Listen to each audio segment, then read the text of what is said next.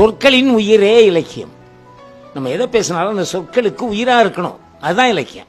நற்றிணை, குறுந்தொகை, ஐங்குறு நூறு, பதிற்றுப்பற்று, பரிபாடல், கலித்தொகை, அகநானூறு, புறநானூறு என்பது 8 தொகை. இதுல இந்த அகநானூறு புறநானூறு இருக்கு பாருங்க, அதுதான் முழுக்க முழுக்க இலக்கியம். மற்றெல்லாம் இலக்கியத்தை சார்ந்தே வரும். இந்த அகநானூறு புறநானூறு ரெண்டுமே இலக்கியத்தை சார்ந்தது. அகம் புறம், வெளியே உள்ளே அப்படின்னு சொல்றோம்ல, அதுதான் அகநானூறு புறநானூறு. ரெண்டும் முழுக்க முழுக்க இலக்கியம். அப்புறம் 10 பாட்டுன்னு சொல்லுவாங்க. திருமுருகாற்றுப்படை, சிறுபானாற்றுப்படை, பெரும்பானாற்றுப்படை, முல்லைப்பாட்டு, மதுரை காஞ்சி, நெடுநல்வாடை, குறிஞ்சிப்பாட்டு, இதெல்லாம் 10 பாட்டு இதில் வரும். அப்புறம் 11 கீழ்கணக்கு என்னன்னு யாராவது கேட்பாங்களா நம்மளை? 11 கீழ்கணக்குனா நீதி நூல் அப்படின்னு சொல்லுவாங்க.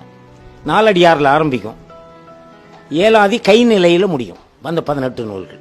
4 அடியார், இன்னா 40, இனியே 40, கார் 40, களவழி 40 அப்படின்னு துவங்கும் அந்த 18 நூல்கள். திருக்குறள், சிறுபஞ்சமூலம், ஆசாரக்கோவை அப்படின்னு 18 நூல்கள். அது இந்த 18 நூல்களில் ரொம்ப முக்கியமான நூல் திருக்குறள் தான். 4 அடியார் அர்த்தமுள்ள நூல். அதில் கூட ஒரு பாட்டு ஒன்று வரும்னா, பலகற்றோம் யாம் என்று தற்புகழ வேண்டாம். ரொம்ப தான் படிச்சுனேன்னு தற்புகழாதடா, எனக்கு தெரியும் உன்னை பற்றி அப்படின்னு சொல்கிறாங்கல்ல. பல கற்றோம் யாம் என்று தற்புகழ வேண்டாம், அலர் கதிர் நாய் ஞாயிறை கைக்குடையும் காக்கும். இந்த சூரியனை கையில் இருக்கிற கூட காத்துக்கிடுமா, நிழல் கொடுத்துருமா. அலர் கதிர் ஞாயிறை கைக்குடையும் காக்கும், சிலர் கற்றார் கண்ணும் உளவாம், பல கற்றார்க்கு அச்சாணி அன்னதோர் சொல். ரொம்ப படிச்சவனுக்கு கொஞ்சம் படிச்சவன் அச்சாணியா இருக்கானா, இல்லைன்னா வண்டி ஓடாதான். இது 4 அடியார்.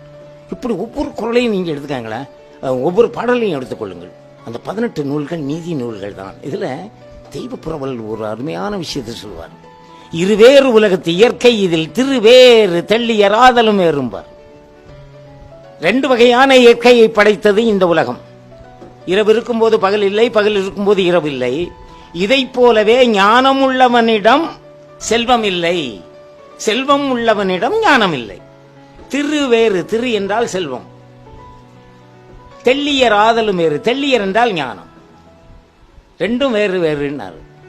இப்படி அடிக்கிட்டே போகலாம் சார். அதெல்லாம் ஒரு அற்புதமான விஷயம். தமிழ்ங்கிறதே ஒரு மிகப்பெரிய விஷயம் சார்.